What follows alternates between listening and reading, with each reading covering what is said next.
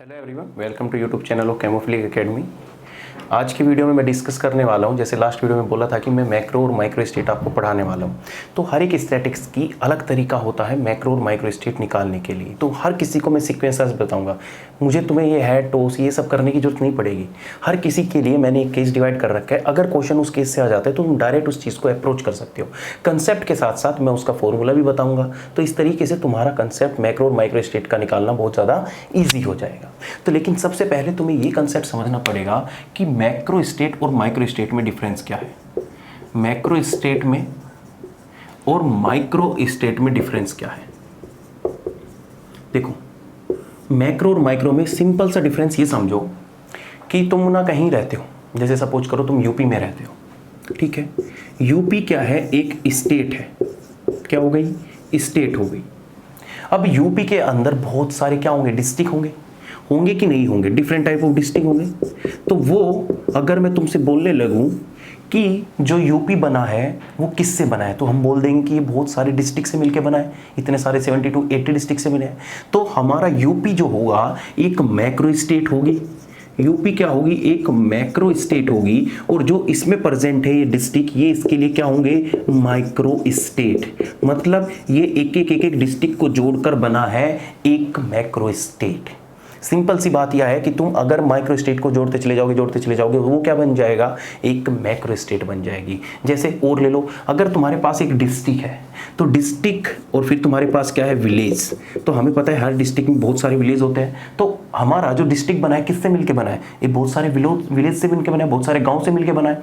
तो हमारा जो विलेज हो जाएगा फिर वो हमारा माइक्रो स्टेट हो जाएगा। और इस माइक्रो स्टेट के लिए जो हमारा मैक्रो स्टेट होगा वो क्या होगा, डिस्ट्रिक्ट होगा। जैसे और सिंपल से देख लो, सोलर सिस्टम देख लो। सोलर सिस्टम पूरा का पूरा एक मैक्रो स्टेट है, लेकिन बना किससे है, प्लेनेट से बना है। अर्थ से हुआ, सन से हुआ, मून से हुआ। तो ये सारे जितने भी प्लेनेट होंगे ये क्या कहलाएंगे, तुम्हारे माइक्रो स्टेट। और पूरा सोलर सिस्टम क्या कहलाएगा, मैक्रो स्टेट। और ज़्यादा जाओ, अगर तुम्हारे पास एक पॉलीमर है, कोई भी एक पॉलीमर हो गया, पॉलीमर में क्या होता है, मोनोमर होता है कि नहीं होता, मोनोमर। ये जो मोनोमर होगा इसके लिए एक माइक्रो स्टेट का काम करेगा, और जो ये पॉलीमर होगा एक मैक्रो स्टेट का काम करेगा। आई होप अब तुमको कंसेप्ट क्लियर हो चुका है। तो मैक्रो और माइक्रो स्टेट के बीच में ये डिफरेंस होता है। अब हमें क्या करना है, हर एक सिस्टम को अलग से स्टडी करना है कि मैक्सवेल बोल्ट्जमैन डिस्ट्रीब्यूशन के लिए क्या हुआ। तो मैक्सवेल बोल्ट्जमैन डिस्ट्रीब्यूशन के मैक्रो और माइक्रो स्टेट को मैंने 5 पार्ट में डिवाइड किया है कि किस तरीके से तुम्हें क्वेश्चन एग्जाम में पूछ सकता है और किस तरीके से तुम्हें उन चीज़ों को अप्रोच करना है। तो मैक्सवेल डिस्ट्रीब्यूशन में क्या, मैक्सवेल डिस्ट्रीब्यूशन की बात करेंगे सबसे पहले, और हम इसमें पढ़ेंगे केस फर्स्ट। जब तुम्हें मैक्सवेल डिस्ट्रीब्यूशन बोल दिया तो ये बात तो फिक्स रखना कि इसमें हमेशा ऑलवेज पार्टिकल विल बी डिस्टिंग्विशिबल। अब तुम्हें कोई बोलना ना पड़े, जब तुम्हें एक बार मैक्सवेल बोल्ट्जमैन डिस्ट्रीब्यूशन बोल दिया तो इसका मतलब यही है कि पार्टिकल डिस्टिंग्विशिबल है, या फिर अगर तुम्हें कोई डिस्टिंग्विशिबल बोल दे तो इसका मतलब यही है कि वो मैक्सवेल बोल्ट्जमैन डिस्ट्रीब्यूशन है। अब सिंपल सी बात देखो, मैं केस फर्स्ट में क्या कंसीडर कर रहा हूं, इसका एक्चुअल केस कंसीडर कर रहा हूं। इसका एक्चुअल केस जो इसने बोला था, पहला केस क्या बोला था, इसने कहा था कि पार्टिकल किसी भी एनर्जी स्टेट में जा सकता है, और पार्टिकल क्या है, सारे के सारे डिस्टिंग्विशिबल है। तो अगर क्वेश्चन की फॉर्म में अगर मैं तुमसे बोल दूं कि मेरे पास जो मैक्रो स्टेट है वो 3 है, मतलब मेरे पास जो एनर्जी लेवल है 3 एनर्जी लेवल है। 3 क्या है, एनर्जी लेवल। और जो हमारे पास नंबर ऑफ पार्टिकल है वो भी क्या है, 2 पार्टिकल ले लो, चलो 2 पार्टिकल है। तो मुझे बता कि total number of micro state क्या हो सकती है। Total number of micro state क्या हो सकती है, या फिर दूसरी वर्ड में सुनो, टोटल नंबर ऑफ वेज क्या हो सकते हैं कि इन पार्टिकल को भरने के इन 3 एनर्जी लेवल में क्या कितने तरीके हो सकते हैं, उन्हीं को हम क्या बोलते हैं, वेज, या उसी को हम क्या बोल देते हैं, वेट। हम इसको इस कॉन्फ़िगरेशन में वेट का भी नाम देते हैं, और इसको हम रिप्रेजेंट करते हैं W से, नंबर ऑफ वेज को। बात समझे कि कितने तरीके हो सकते हैं इन 2 पार्टिकल को इन 3 एनर्जी लेवल में फिल करने के। तो आओ बताता हूं। तो सबसे पहले हमने क्या किया, एनर्जी लेवल बनाए 3। तीन एनर्जी लेवल बनाए। अब हमें पता है कि जो ये दो पार्टिकल हैं, ये मैक्सवेल बोल्ट्जमैन की बात हो रही है, इसका मतलब ये पार्टिकल ए और बी है, मतलब दोनों के दोनों पार्टिकल क्या है, डिस्टिंग्विशिबल है। तो हमारे पास तो इसमें कोई रिस्ट्रिक्शन ही नहीं है। एक्चुअल केस जिसमें हमारी कोई रिस्ट्रिक्शन नहीं थी, जिसमें हमारी कोई रिस्ट्रिक्शन नहीं थी, तो इसका मतलब दोनों के दोनों पार्टिकल एक एनर्जी लेवल में भी हो सकते हैं और अलग अलग एनर्जी लेवल में भी हो सकते हैं। तो सबसे पहले मैंने क्या किया, ए और बी को एक स्टेट में ही डाल दिया। फिर मैंने दूसरा बनाया, दूसरे में क्या किया, मैंने इनको इसमें डाल दिया। फिर मैंने तीसरा बनाया, तीसरे को किस में डाल दिया, इसमें डाल दिया। फिर मैंने क्या, फोर्थ बनाया, फोर्थ में मैंने क्या किया, इसको ए और बी डाल दिया। फिर मैंने और बनाया, इसमें क्या किया, मैंने इसको बी और इसको ए डाल दिया। फिर क्या बनाया, ऐसे बनाता बनाता मैं चला गया। मैंने क्या किया, फिर ए को बीच में, इसको बी को यहाँ पे डाल दिया, ए को यहाँ पे डाल दिया। ऐसे ही करते करते फिर क्या आ जाएगा, ए हमारा ऊपर आ जाएगा और बी हमारा नीचे आ जाएगा। तो कितनी बन गई हमारी, 1 2 3 4 5 6 7। और बताइए और क्या बनेगी, और देखो और क्या बन सकती है कि ए यहाँ पे हो सकता है, बी यहाँ पे हो सकता है, और डी क्या बनेगी कि बी हमारा यहाँ पे हो सकता है और ए हमारा यहाँ पे हो सकता है। तो हमारी कितने नंबर ऑफ वेज बन गए इन दो पार्टिकल को इन तीन एनर्जी लेवल में भरने के लिए। जो m को मैं रिप्रेजेंट करूँगा अब आगे तक, m का मतलब होगा हमारा स्टेट को रिप्रेजेंट कर रहा हूँ, और n का मतलब होगा कि मैं पार्टिकल को रिप्रेजेंट कर रहा हूँ। सिंपल सी बात है। अब देखो कितने तरीके हैं, 1 2 3 4 5 6 7 7 आ गए, और ये क्या हो गया 8, और ये क्या होगा 9। तो हमारे पास 9 मेथड आए इन दो पार्टिकल को इन तीन स्टेट में भरने के लिए। क्यों ऐसा करना पड़ा, क्योंकि हमारे पार्टिकल क्या है, डिस्टिंग्विशिबल। अगर इसमें ए हो सकता है तो इसमें बी भी हो सकता है। अगर दोनों के दोनों पार्टिकल इस स्टेट में हो सकते हैं तो दोनों के दोनों पार्टिकल इसमें भी हो सकते हैं, इसमें भी हो सकते हैं। तो अगर मैं इस क्वेश्चन की बात करूँ, इसका आंसर हमारा टोटल नंबर ऑफ वेज कितने आ गया, 9 आंसर आ गया। तो तुम सोचो कि दो पार्टिकल और तीन एनर्जी लेवल निकालने के लिए हमें इतनी तरीके की एनर्जी स्टेट बनानी पड़ेगी, उनमें पार्टिकल भर के देखने पड़ेंगे, हर एक चीज़ का परमुटेशन कॉम्बिनेशन मेथड लगाना पड़ेगा, तभी हमारा आंसर निकल पाएगा। तो अगर मैं तुम्हें कोई ऐसा इजी सा मेथड बता दूं जिससे तुम डायरेक्ट ही माइक्रो स्टेट निकाल सको या टोटल नंबर ऑफ वेज निकाल सको, तो बहुत आसान है। तो जब कभी भी तुम्हें माइक्रो स्टेट निकालनी हो तो तुम्हें कुछ नहीं करना, सिंपल सा स्टेट की पावर n कर दोगे। स्टेट की पावर क्या कर दोगे, पार्टिकल, या सिंपल सा मैं बोलूँ क्या कर दोगे, m की पावर n। जैसे इसमें m इक्वल टू कितना है 3 और पार्टिकल कितने हैं 2, तो हमारी टोटल कितनी हो गई 9 माइक्रो स्टेट होगी, जो कि 9 आ गई है। बोलो बात क्लियर है कि नहीं है, केस फर्स्ट तुम्हें क्लियर है कि नहीं है।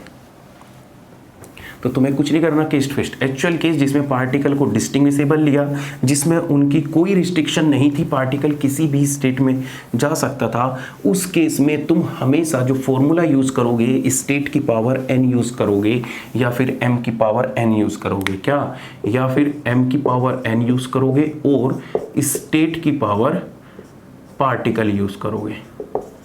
बोलो, that is the simplest formula. Equal to क्या होगा, नंबर ऑफ वेज। जैसे अब मैं तुम्हें क्वेश्चन बोल दूं, क्या बोल दूं कि तुम्हारे पास 10 एनर्जी स्टेट है, m इक्वल टू तुम्हारे पास 10 है और तुम्हारे पास नंबर ऑफ पार्टिकल 3 है, तो मुझे बता टोटल नंबर ऑफ वेज क्या होंगे। तो तुम्हें कुछ नहीं करना, 10 की पावर 3 कर दो, लो 10 इंटू 10 इंटू 10, लो भाई 1000 वेज होंगे इन तीन पार्टिकल को इन 10 एनर्जी स्टेट में भरने के लिए।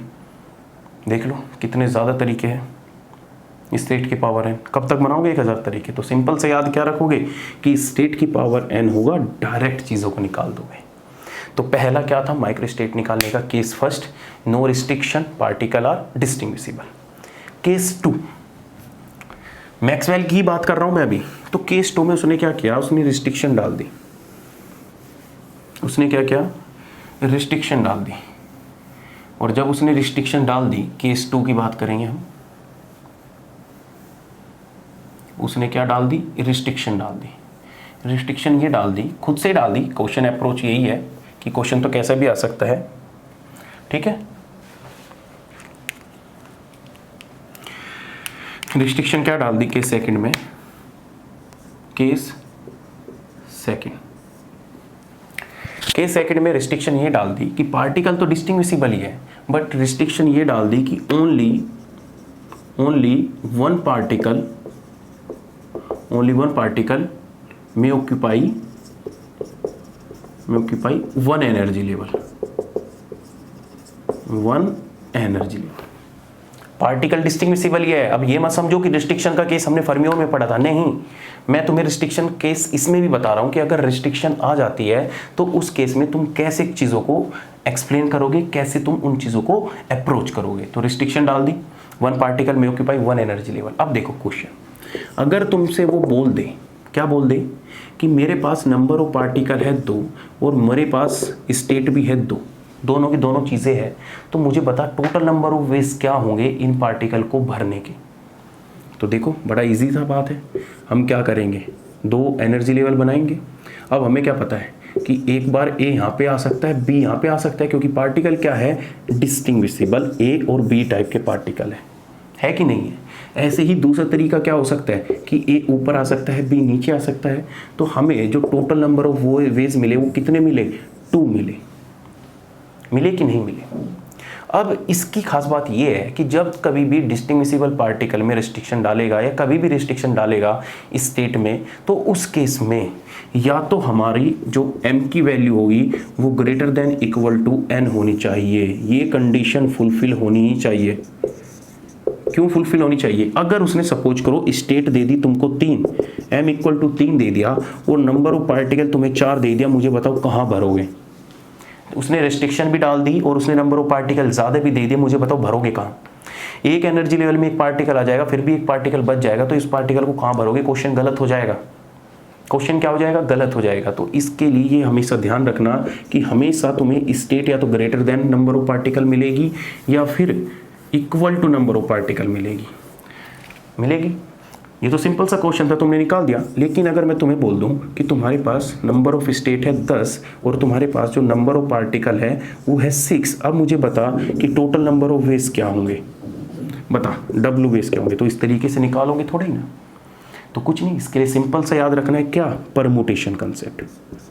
M P N equal to क्या होता है, एम फैक्टोरियल अपॉन में एम माइनस के एन फैक्टोरियल।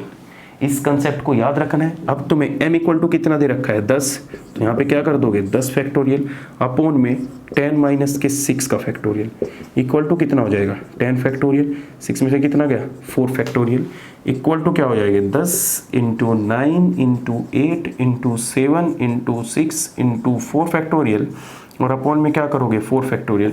इससे मल्टीप्लाई कर दोगे, जो भी बड़ी सी वैल्यू आएगी वो क्या होगी तुम्हारी नंबर ऑफ वेज, या वो क्या होगी मैक्रोस्टेट, नंबर ऑफ फेज या माइक्रोस्टेट। बताओ तरीका सही है। अच्छा इसके लिए भी लगा के दिखाऊं, रुको इसके लिए लगा के दिखाना है। लो बड़ा इजी सा है, पहले वही लगा लो कि 2 कैसे है। अब देखो एमपीएन रूल है, तो 2 फैक्टोरियल अपॉन में 2 माइनस के 2 फैक्टोरियल, तो 2 अपॉन में क्या आ जाएगा 0 फैक्टोरियल, तो इक्वल टू 0 मत कर देना, इक्वल टू क्या आएगा 2 ही आएगा। तो ध्यान रखो कि 0 फैक्टोरियल इक्वल टू भी 1 होता है और 1 फैक्टोरियल इक्वल टू भी 1 होता है। कभी इनको 0 करके आ जाओ या इन्फिनाइट कर दो अपॉन में 0, ठीक है। तो ऐसी छोटी छोटी मिस्टेक नहीं करती। अब तुम्हें कुछ भी दे दे, बस ये ध्यान रखना कि नंबर ऑफ वेज जब तुम्हें रिस्ट्रिक्शन दे रखी है तो तुम्हें ये कंडीशन लानी है और दूसरा ये वाला। ध्यान रखो मैं क्या बोल रहा हूँ, पार्टिकल डिस्टिंग्विशिबल है यहाँ पे, ये गलती मत कर देना। आगे जब मैं क्वेश्चन प्रैक्टिस कराऊंगा तो उसमें तुम दिक्कत कर दोगे। पार्टिकल डिस्टिंग्विशिबल है। अब तक सिर्फ मैंने मैक्सवेल का ही केस पढ़ रहा हूँ और मैक्सवेल में डिस्टिंग्विशिबल पार्टिकल कंसीडर करके रिस्ट्रिक्शन डाल रहा हूँ और कुछ नहीं कर रहा। तो उसमें 2 केस हो गए। पहला केस मैंने बता दिया स्टेट की पावर n, और सेकंड केस क्या होगा MPN रूल, ठीक है। तो आई होप तुमको वीडियो पसंद आई होगी। नेक्स्ट वीडियो में मिलेंगे जिसमें मैं तुम्हें नेक्स्ट केस डिस्कस करूंगा मैक्सवेल बोल्ट्जमैन का, कि नेक्स्ट केस क्या हो सकता है। चलिए तो नेक्स्ट वीडियो में मिलते हैं। जब तक वीडियो को लाइक करो, कमेंट करो और शेयर करो, और चैनल को सब्सक्राइब करना मत भूलना।